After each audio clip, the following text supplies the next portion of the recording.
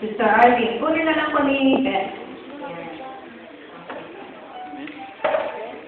Yung ating photographer, si Brother Marshall. Ano man po ang nilalaman po yan kapatid, meron pong ibig sabihin yan. Kaya isipin niyo po kung ano po ang definition o meaning ng nilalaman ng token sa pagkakataon. Okay.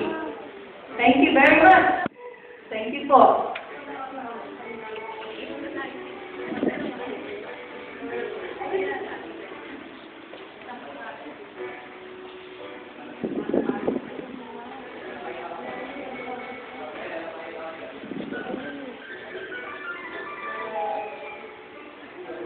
Kahabol po pala, si Auntie Debot, kasama po pala dito.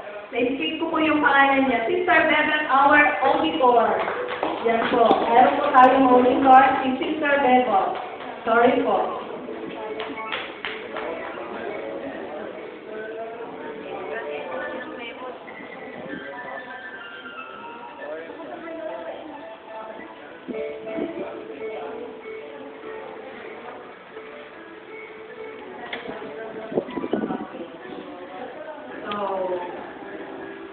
Isang malakas na palakpak.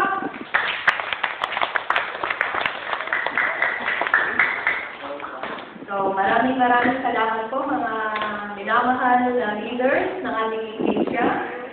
At sa darating po ng Sunday, every Sunday po yan, may appreciation tayo.